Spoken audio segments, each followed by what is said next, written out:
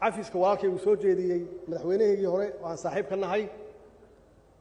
Sheekh Shariif waa wada qaadanay Soomaaliya anna waa idin cafiyey cafigiina waa qaatay aadi cafisay aan cafinay waa qaatay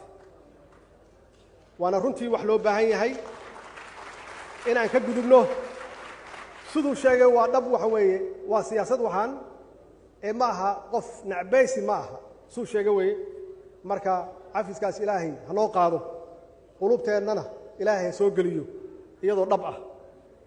waxaan soo jeedinaynaa cafiyo musaamax wixii aan sheegaynay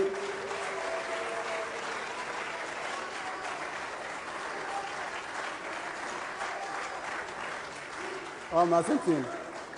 aragti siyaasadeed ay ahaayeen wax kale ma ahayn intaas markaan ka gudbo halka qodob ugu dambeeya shacabka Soomaaliyeed inaan ka raali geliyo isjiidka iyo jahawareerkii soo maray meesha haduu legdan ka jiro siyaasadu ka jirto sidii wax la filayo ma noqon karaan laakiin waxa ilaahay mahadiisa in la heshiiyay waa jeclaan heshiiska inuu soo horumaro